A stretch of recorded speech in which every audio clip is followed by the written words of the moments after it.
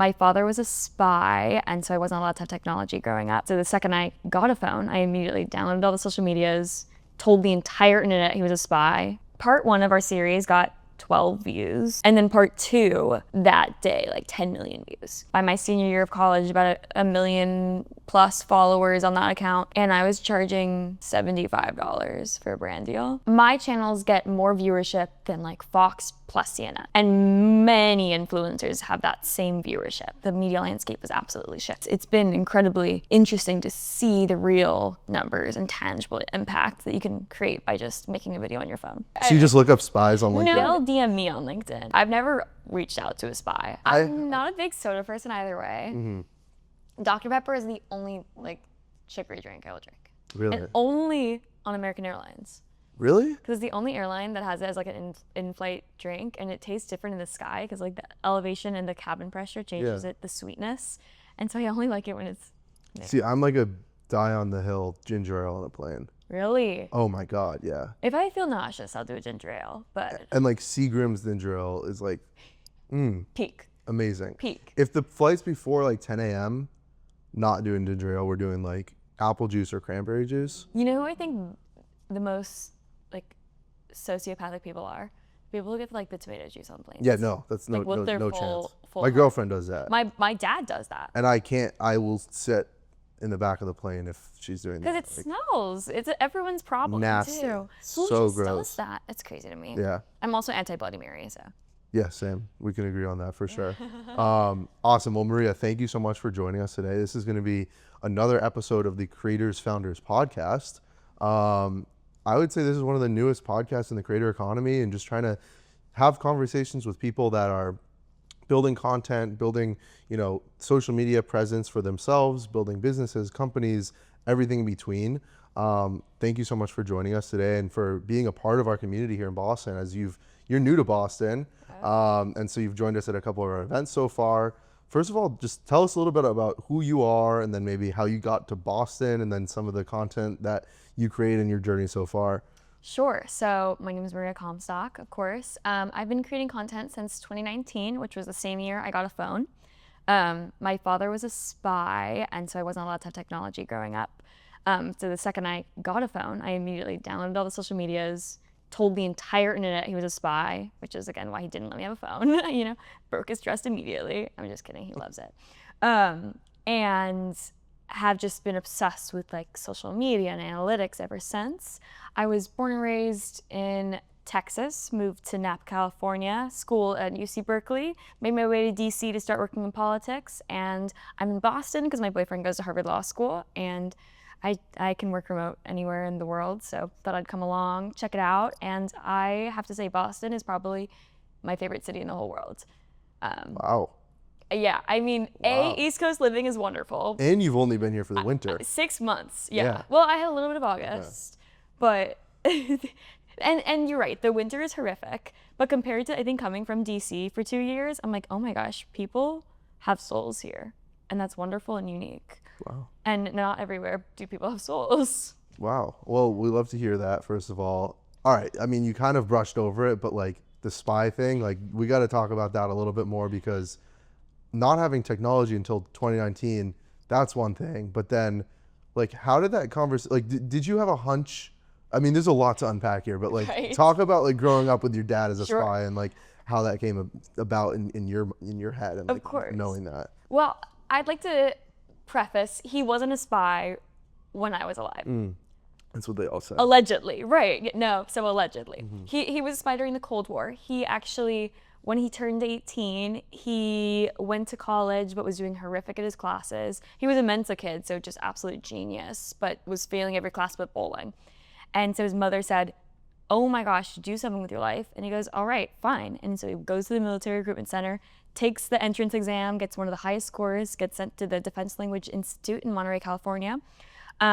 Learned Russian, and I believe it was like 16 or 18 months. It was like a class size of 200 something, but only 16 of them were able to graduate because you had to learn Russian in that amount of time. I mean, I took Spanish for 4 years and I know like 4 words. I did not get that gene. And then he was sent to the Moscow embassy during the Cold War, and he staffed the Moscow embassy. He did time in Italy, traveling around Europe. He had to blend in as a local or as? No. Oh, okay, No. okay. No. So yeah, that was kind of part of it, is they drove like American cars, and that's actually just part of the way they got information, was they would leave their windows always cracked on their cars, because civilians would see that they're American cars, no one else was driving an American car, and they would slip information in there. And so it was actually, people would come up to you, people who were unhappy with the regime, and tell you information, and then you would go to the ice box, which was the skiff of the embassy, and convey that information to the people who needed to know that. Wow. And he's been to the ice box, I believe. He went twice, and he will not, no matter how drunk I get him, will not tell me what he had to say in there. Wow. And then obviously when you were growing up, he wasn't like active, or as far as you know, like, was he like in a completely different career? Or, like, was he retired? Or, like, what was he doing? Right. So here's my conspiracy theory. We're at the conspiracy theory section of this podcast now. All right, we got here. Quick. He's a tax consultant. When I was born, he worked for Deloitte, and then he's on, his own firm now. Been doing taxes for as long as I've lived. I turn 18, have to file my taxes. I'm like, great, my dad is a tax consultant. I can ask him for help. I say, hey, Dad, can you file my taxes for me? Like, teach me how to do it. We do it. We turn it in. Next year comes around, I'm 19. I'm doing my taxes again, and I get a letter from the IRS with $1,000 fine for fraud, because he had done them wrong. Like, he had told me I could just like put all my income from all my different jobs into one job, which is super illegal, and you can't do that.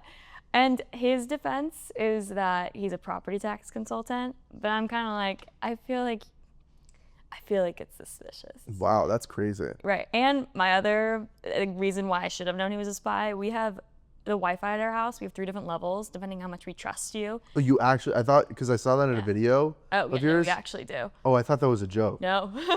It's like, my boyfriend's still on level 2. Wow. You can put a ring on it and get level 3, but like until then, like 5G's off the table. Wow. Yeah, it takes the ring. What got him from level 1 to level 2? Well, level 1 is kind of just like for guests. Level 2 is like friends. So you'll give level 1 to like level 1, anyone can have level 1, but it's not like, hey, you got to use your data. Right, like here. Right. But he's like, my dad's super weird about his servers, and like when I was a kid, we had like hosted our own Minecraft servers where we like create all these like worlds for all of our friends, which I didn't realize isn't like super normal to have that technology in your house. And whenever our power would go out, we had like so many different backup generators to make sure the servers never went offline. Wow. Which again, I think is extraordinarily suspicious. What does your dad think of like AI and like the security risks, but also just breakthroughs in that? We've only chatted about this once, and he's like, I'm just worried someone's gonna make deep fake porn of me. And I'm like, Dad, no one's gonna do that. I mean, yeah, you never know though. That's yeah, but I don't think he uses AI. If Russia's out to get him. I know, right? That's a good point. That's funny. I'm like, okay, I'm glad you have that worry. So then, obviously, you had to find out at a certain point. Like, what did that conversation look like, or did you have a hunch? Like, I should have had a hunch, right? Like, why did he know Russian? He's from Texas. I actually found out because I overheard him telling my history teacher when I was a junior in college, or in high school. So one of his cover jobs was he was a weatherman, and he was a weatherman, like you did your cover job in there. He was in the Air Force branch. And so he was like a weatherman, and my history teacher says, that kind of sounds like a cover for a spy. And he just goes, oh yeah, I was also a spy. He just like told my random history teacher and not me. Yeah. I was like 16 or 17 when I found out. It was really late in life. And I don't know, I wasn't that surprised. Again, I think I kind of in the back of my mind knew. But I didn't start my like video series of interviewing him until I had gotten a phone my freshman year of college. Yeah. And it just started as a complete joke as well. I was asking him like, what's in Wyoming? Are birds real? And then people started asking like real questions, and his authenticity of like being in the intelligence world really lended him a lot of credence to answer the questions people had. And so yeah, and I think like that leads to my next question is like, for him specifically, but now you've gone on to interview and to build relationships with so many of these people that have worked at all diverse levels of, intelligence or crazy jobs that we kind of look at as untouchable, right? And that nobody even knows about. how have they responded to like social media, and you have them on camera like talking about things, and you know they're not getting too specific, but like you're asking them questions that most people that aren't out there, like the answers to aren't out there. So like Right. how has that gone over with him and like, you know, anyone in that position? Well, their training is thorough, and so they know what they can't say. The way my dad put it, I was like, come on, like you were spying the Cold War. I'm sure everything's declassified now. And he's like, Maria, I can't, how would I know if it's declassified? I can't Google classified information. You know, like I can't just like look up if it's declassified because that's putting it on the internet. And so I have no idea, and so I cannot touch these subjects. And so one of the strategies we go around that is, yes, I'll ask them about their careers and the things they were doing, but I more use their authenticity as like an intelligence analyst, operative, etc., to talk about current events. Yeah. And they just have all very unique perspectives than the average person. And I interview people from the left, from the right, from the center. They all have the same kind of like national security point of view. Which Yeah, and interesting. they're not directly related to what's going on, right? Because they Right. were back, you know, years ago. So Yeah, kind of. it's Some of them do. oh, wow, okay, but yeah, but probably they know how to talk, and they know like kind of what they're saying. But I think like, so when you started creating videos, and it sounded like it was pretty natural, you just got a phone and you were just like, oh, I'm just gonna start creating content. Like, did you ever think that, oh, I can leverage social media and like build a platform to tell these stories, or was that just like, oh, this is funny, like this is cool, like I'll just talk to my dad on camera and see what happens? And no, I mean, I didn't even know what influencers were. Like, I barely knew what celebrities were. I mean, I wasn't online before 2019. Like, pop culture right over my head. I mostly started it as a way to like hang out with my dad. I think it was just like always fun for me and him to do that. I honestly, my first 4 years of content creation, I had about, by my senior year of college, about a million plus followers on that account. And I was charging $75 for a brand deal because I just had no idea that it was actually a career and like my platform was actually useful. Wow. And then I signed with management and my rate went up. But A no, couple I zeros had, on that. right. I had no idea. Yeah. And even until recently had I ever considered the idea of like it being a career instead of just a side hustle. But it's powerful. Do you remember that first viral like moment specifically? Yes, well, to be fair, that for my spy account, I had gotten 12,000 views on a post before I had ever interviewed my dad, so I felt very viral. It was like I was like cutting my hair with my roommate in college. But my part 1 of our series got 12 views. You know, it was like my mom, my grandma, whatever, whoever followed me on TikTok. And then part 2 got, I think like that day, like 10 million views. And I just remember I think I was at the Nutcracker or something with a friend, and I just kept like reloading my phone, and I didn't have an iPhone yet either because I had to buy it and I was broke. I was in college. So I was reloading my Google Pixel and like the followers just like kept coming in and kept coming in. And like that night I had 20,000 followers. Like the next day I had 60,000 followers. And I'm like, oh no, like this is my life now. I feel like that was such a pivotal time too, where like on TikTok, the algorithm was so strong that you could post something and just like, not anything, and this is not to discredit you either at all, but like you would post, and if it was good content or funny or engaging or unique in your case of like opening the world to some crazy like behind the scenes of what's going on in the government, like it would just do well and you'd get crazy followers. Now you can get views, but followers are a lot harder to come by. So no, that's super interesting. Over the years, like, you know, as you've branched out, like did people like reach out to you and they were like, hey, this is what I used to do, or like I would like to come on, or did you have to find them, and like how hard was it to find like these people that have everyone and their mom is a spy. I mean, like one of the reasons I moved to DC is just like everyone's a spy. The streets are teeming with them. I originally started working with Spyscapes, which is the spy museum in New York City. They have a branch called Spy X, which is kind of like a management agency for retired spies that helps them get like consulting gigs on shows. Like they work with like Jim Clemente, who's one of the writers of Criminal Minds, and he was an ex-CIA agent.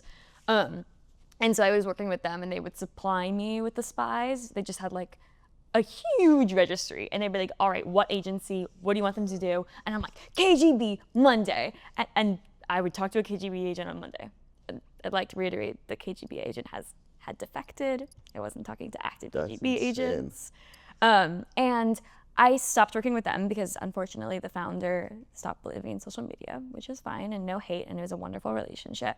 But I'd already built so many connections with spies that I mean, some of these spies are some of my best friends. You know, especially in DC, I'd see them all the time. We'd grab drinks, we'd chat, make a video, and they would introduce me to their spy friends. And actually, plug here, there's a podcast called Iron Butterfly, and they're a network of female retired spies, and they actually have a podcast as well, just talking about the like. I saw that. Yeah. And yeah, when I was looking at some of your videos, I saw it. Yeah, so they're wonderful, and they would connect. I think it was the spies too. founder of that or someone that Yes. started that. You interviewed them. Yeah. Yeah, that's super cool. And I noticed, again, a lot of what you do, some of it's over the phone, some of it's interviewing on Zoom calls or like asynchronous, but then also sometimes it looks like you're just at coffee or at lunch with them. And like, that's really cool. So you get to actually have a conversation, build a relationship. Like, what's that been like, you know, just getting to meet these people that, again, they're normal people, right? At the end of the day, but Right.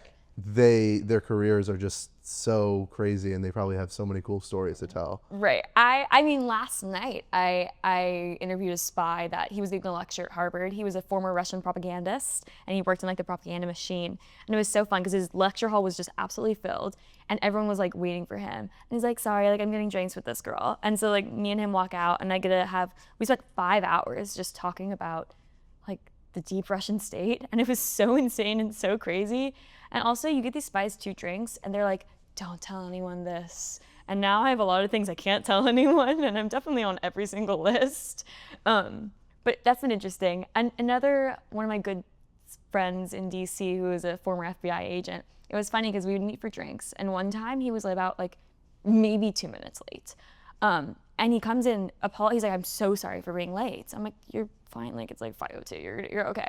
And he goes, I was just at a meeting like across the street with these Ukrainian billionaires. They were trying to hire me to hunt the Ukrainian millionaires down because they left the country and are now like crippling the economy.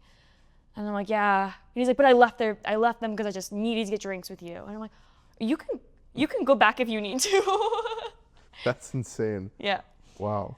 So talk about, obviously we've kind of gone into like some of the people, some of the well, actually on people real quick before we move on. Like, is there someone that sticks out to you of all these people that you've talked to that is like extremely memorable or just like maybe a crazy situation of how you did connect or how you did meet? Any like specific examples there? God, I don't want to rank my spy friends because they're like almost some of my best friends. I will say one of the coolest interviews I've ever done, and I feel horrific, I'm blanking on her name, but she was the forensic analyst in the FBI who A, caught Ted Kaczynski, and B, did the like chemical swabs on Monica Lewinsky's blue dress and had to get like, she's met like multiple presidents because she's had to like draw their blood. And so she broke the Monica Lewinsky case. So that was extraordinarily cool. Wow. A lot of them were like in the Situation Room during 9/11.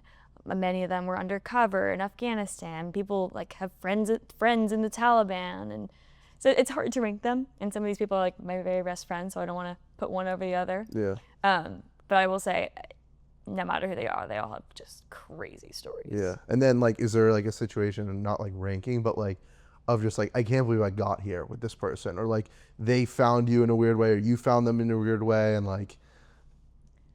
I don't know. I feel like I usually find them over LinkedIn, Okay, so it's like insane. not super weird. So you just look up spies on LinkedIn? No, they'll DM me on LinkedIn. I've never reached out to a spy. The spies always come, which is I don't know how. Makes that sense. happens. I guess that makes sense. That's their job. Right. I know they're the finders. And would you say LinkedIn is like the most popular platform for spies? Yes. Yeah, because they're scared of Instagram and TikTok. Maybe they're on Facebook, but I'm not there. So Yeah. Our overlap is LinkedIn. That's funny. Well, okay, so that brings us into like kind of the next idea that I wanted to talk about, which is like platform impact and like overall just like as you've grown on social media, kind of not knowing what it was before, literally, right?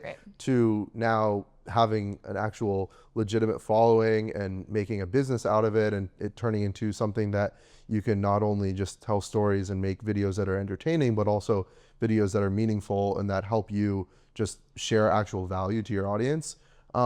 What's that been like, and like for you, just like mentally, and just think how you think about it?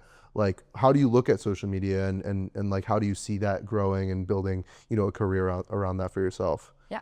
Well, I think the first time I saw the real power of social media was during the COVID pandemic. My father and I made a video just encouraging people to get vaccinated. I'm like, I think I was tired of my dad. My dad was tired of me. I wanted to go back to school. We're like, come on, guys, get vaccinated. And I like woke up the next morning, was looking at the comments, and the amount of people who were saying I wasn't going to get vaccinated, but because your dad said so, like I have an appointment today. And just like that same comment reiterated over and over and over again, I realized the power of social media. And actually, because of that video, when I started at university, I was a math major, and getting into social media and interviewing with my father and like seeing that impact, I that month switched my major to political science, to just like study how media interacts with like people's views and ideologies and how social media affects that.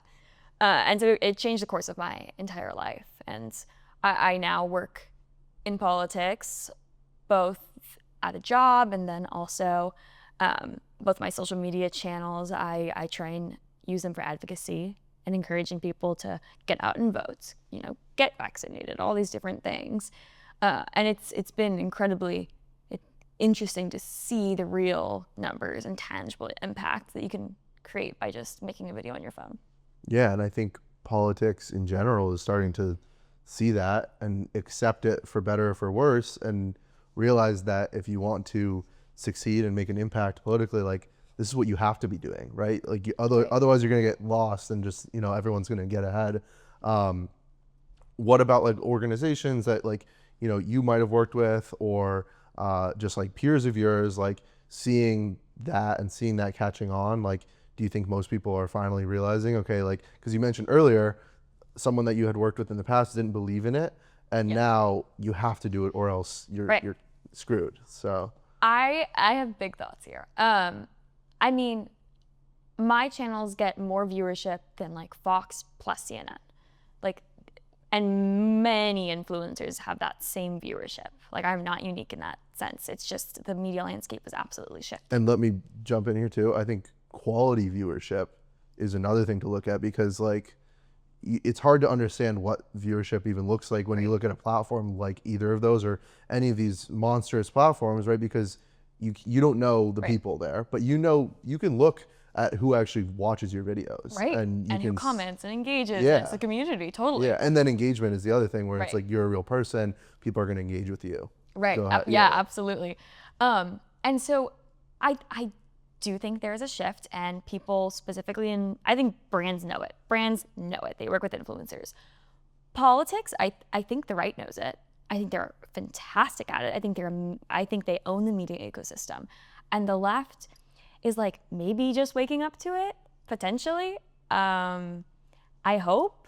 I think we're not going to ever win another election if we don't realize that you need to use influencers and you have to use these trusted narrators to convey your message. I think there's a huge lack of funding on the left, so it's difficult for people to become political creators, because even when I began posting about politics for the 2024 election more seriously, I lost $100,000 of brand deals. Like, that's not chump change. Like, that's that. Like, if I didn't have a full-time job at that point, I wouldn't have been able to pay rent. And so it's difficult for the left to use creators because they're not paying it at our normal rates, and they need to be paying risk as well for losing other traditional brand deals. And it's funny, I was on a panel where it was just for creators and then a group of like organizations and White House people and like funders. And we were talking about the importance of like funding creators. And I like gave this whole rant. I'm like, it's crazy. You expect us to do all this viewership for free? Like, you're spending $400,000 meta ad buys. You're getting half of the viewership. You're getting none of the engagement. Like, maybe your targeting's better, but you can target and boost on social media as well. and you refuse to pay creators even travel fees. And I gave this whole rant, and everyone came up to me after saying how useful it was. And I get an email from one of the organizations the next day, and they're like, we would love to work with you. I'm like, great, here are my fees. And they're like, we do not have the budget to pay you. I'm like, let's open our ears and use them to listen, right? That's funny. What about, like, I think one of the things you touched on with, which is like the almost like opportunity cost, right? Or like if you take a political deal, losing out on brand deals that might not be political. Like, I think obviously that goes on both sides and no matter where you are, but like that to me seems like such an overlooked part of, I guess, this current state and this current just situation with politics and social media and creators being able to express their views and then, you know, not seeing negative impacts on their actual career. Yeah. I think the tide is shifting on that. I think like that was a little bit unique also to the 2024 election, like losing so badly and then losing on brand deals. I think now I have seen many more lifestyle creators speak up. I've been seeing people getting canceled for not speaking up. And so I think that tide is shifting, and I haven't been losing brand deals since, and I still post about politics. Like maybe that's excluding me from the bigger brands, like working with a Coca-Cola or whatever. But the tide is shifting, and hopefully that will not be the case where you're losing out. But also there's plenty of strategies to mitigate risk about posting about politics. I've talked about this before, where it's just A, the like risk fee, B, like comment strategies, engagement strategies early on, targeting strategies, locationing strategies to keep your like sentiment analysis still positive on your channel instead of getting all these hate comments. And then when brands go to look at your profile, they use AI to like check the vibe of your profile. And if they see all these hate comments, they're not going to work with you. Well, also, I think something that you didn't even mention there that's kind of exactly what you do is making people laugh, right? Because there's always, you can be so aggressive and targeted and, you know, outspoken with any narrative, right? Yeah. And that's going to get you so far, and you're going to get your view across and your message across.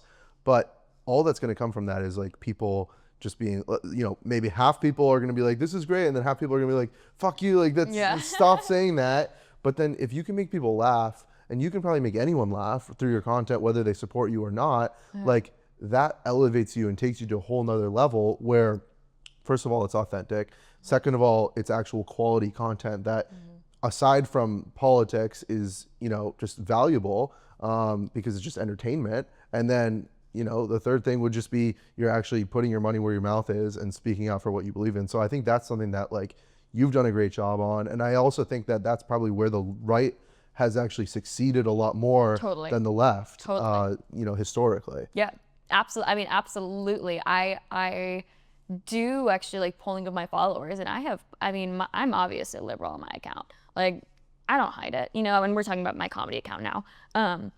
But I have quite a few conservative followers, and maybe it's because I'm blonde-haired, blue-eyed, and like 24, but I get DMs probably a couple times a week being like, I don't agree with you, but I think you're hilarious. That's amazing. That's great. And that's also like, in my opinion, and again, like everyone's entitled to their own opinions, but like, I think that's where this country should be going. Like we're obviously divided, but like there should be positive narratives where people can, you know, ultimately speak their message, like speak what they believe in and put content out around that.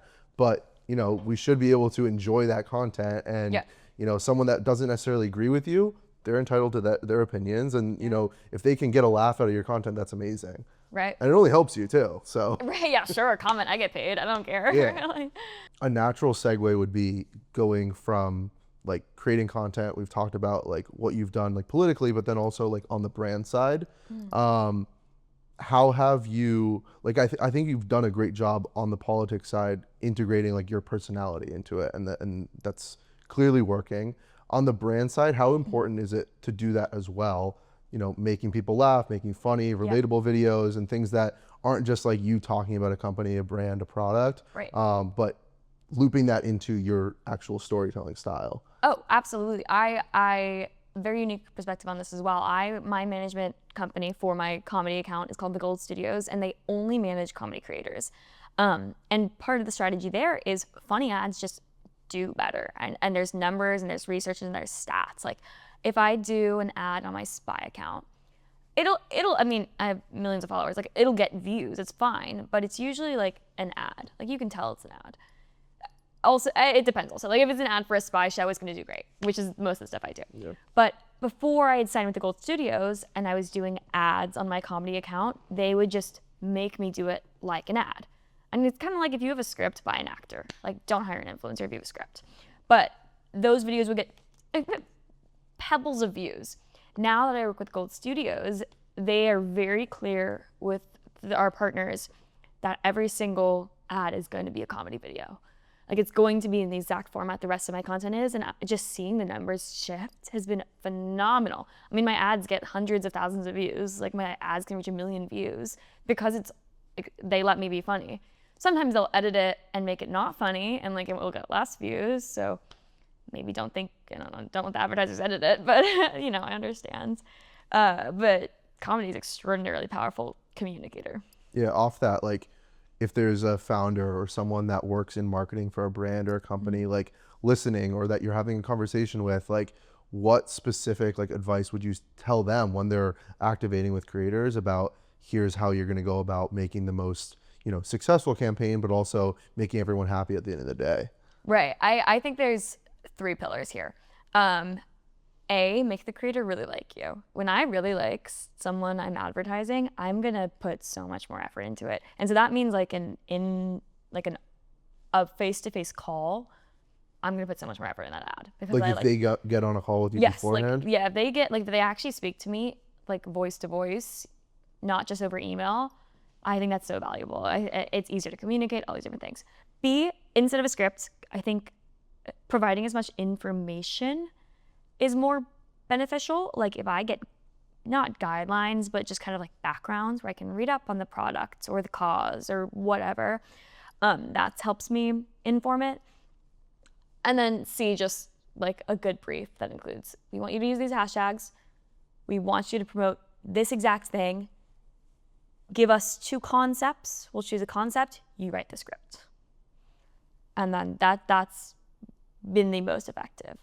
And I see my videos where brands let me do that, do a lot better, and still do it. Like, I'll get comments. I work with this one like dating app, and all the comments are like, I cannot believe I just watched an entire ad. Like, I had no idea it was an ad. I mean, they knew because I was disclosing it, obviously. But, it was like, it just seemed like your normal video. Yeah, I mean, I think a brand also would rather get that comment 10 times out of 10 over than, a comment that's maybe like, why are you posting so many ads? Or like, this is so scripted or whatnot. And it's ultimately a little bit less work for them to not have to write the script and to micromanage everything. Oh my gosh, right? I know. I'm like, why are you writing my script? Like, go use your time somewhere else. Exactly. Like, I'll do it. And being someone that's in the weeds of this every single day and, building a career on social media, is this something you think that brands are doing better at or picking up a little bit more? Or I think absolutely. I think it depends the space too. Like, I think beauty brands treats creators differently than cause-based brands versus clothing-based brands. I think it's like varies based on sector, but overall, like, upward trend. What was your first, you mentioned $75 brand deal. What was your first brand deal, by the way? The $75, it was for like this toy ball that if you threw it, it would stick on the ceiling and then fall back down. Oh yeah, those were probably like, those were big like e-commerce products well, I think I sold those at one point. Yeah, on well, Shopify. $75. It was like glow in the dark. Yes. Right? Yes. Yeah. I wonder if the ad's still up. It's probably in my archive somewhere. That's great. That's funny. And then obviously fast forward, like maybe just like, it doesn't have to be your favorite, but like a memorable one where like kind of like a wow moment that like you was just an achievement of working with a brand that maybe you were a big fan of or grew up, whether it's an organization, company, whatever. There's a couple. On the Spy end, my biggest wow moment was I worked with Amazon Prime and they flew me to London. It was me and 9 other creators, and we got to see, it was for this show called Citadel. They had done a first season, and the season 2 was like 2 offshoots, a show based in Italy and a show based in India. And we got to watch the first episode of each, which had not been released. We got to meet the directors. I got to like chat with the Russo brothers. And then we got to also go to set and watch them film the last episode. And like they were doing like the explosions, and we were in this like room with headphones on. It was just the coolest thing ever. We were also in the hotel next to Lady Gaga and Joaquin Phoenix, and like we kept running into them. It was crazy. So that was my biggest moment. Wow. And they were wonderful to work with. I was just such a cool campaign. And then on the comedy account, I think when I was able to, I got to meet Kamala Harris. She was doing a talk with Chrissy Teigen, and probably like six creators were invited. It was in this like room in the White House with no service and like padded walls. And I sat directly next to John Legend, and his kids were just like playing at our feet. And it was wild. I probably like once a week I'll post a picture of me and Kamala Harris, and because that was just I think I forgot English while I was up there. I don't know if I said anything. And then looking forward, like, is there a specific brand or just milestone that you think overall on social media? It could be follower, it could be views, it could be a certain type of video, like climbing Mount Everest or whatever, right? That like you look forward to maybe achieving down the line. That's a good question. My goal for 2026 is to hopefully move a little bit more into long form. Long form scares me because I've never touched it. But I want to do a bit more long form for the Spy channel because there are just so many stories we can't expand on in 63 seconds. So that's for the Spy channel. For the comedy/politics channel, I just want to be very involved in the midterms. I want to be very involved in the presidential in 2028. And I've kind of been doing like I don't know, the last 2 weeks, I've met like so many governors. I'd never met a governor in my life, but I've met like 3 in the last 14 days. So maybe I'll just like meet every governor, I guess. I don't know. Okay, wow, that's crazy. Have you done videos with them at all, or? One's in the editing process. Okay. And then one was just like a lunch where it was just 5 of us and the governor. That was Wes Moore. We just like went out to New York, got lunch, and got to ask him like all these questions that you can't usually ask the governor. And it was Wow, was that social media related? Or? Yeah, it was all political influencers that were or political versus like a guy from Survivor, a woman from Broadway, and people in like media. Wow, awesome. Well, is there anything else that you feel is important or that you'd like to leave with, in this conversation with any content creators that might be listening out there, founders, entrepreneurs, anyone kind of in the middle of those spaces?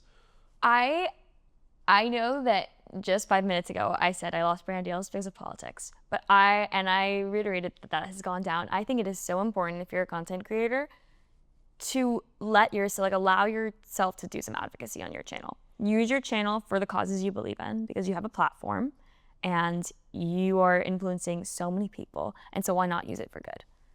I think a lot of people are scared because they think they're going to say something wrong or get canceled or all these different things. But I think it's at that point where you've got to just try. You've got to just throw some spaghetti at the wall, try it, see how it sticks with your audience. Let your values be known.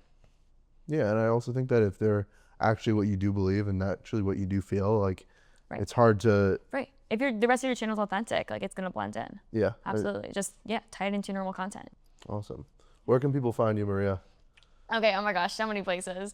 All right, Spy LinkedIn. channel. If you're a spy, you'll find it on LinkedIn. Yeah, well, if you're a spy, you'll find me anywhere. Maria Isabel Comstock for the Spy channels, and then and that's across platform.